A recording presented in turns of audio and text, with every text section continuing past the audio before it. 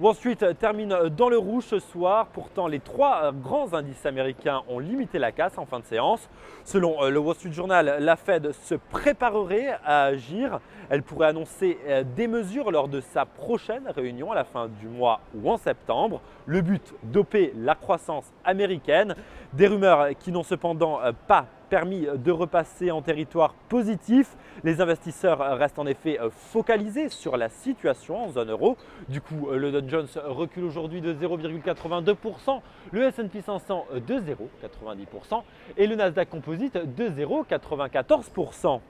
Le moral des investisseurs n'a pas été non plus encouragé par les résultats d'entreprises publiés aujourd'hui, des résultats qui ont clairement déçu. UPS, par exemple, le leader mondial de la messagerie, a publié aujourd'hui des résultats inférieurs aux attentes.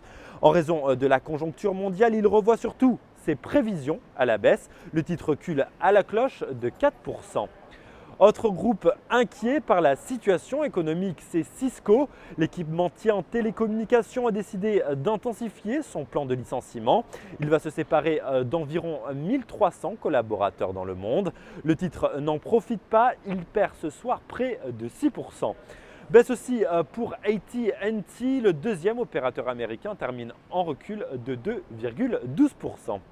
Mais le résultat le plus attendu, c'est bien évidemment Apple. Le groupe à la pomme a publié ses performances pour les 3 derniers mois après la cloche et c'est la déception qui l'emporte malgré des ventes d'iPhone qui ont augmenté de 28% et d'iPad de 84%. Le dividende est ressorti à 2,65 $ par action et c'est en deçà des attentes des analystes. En fait, la déception vient des ventes d'iPhone. Rappelons que l'iPhone 5 va sortir à leur entrée.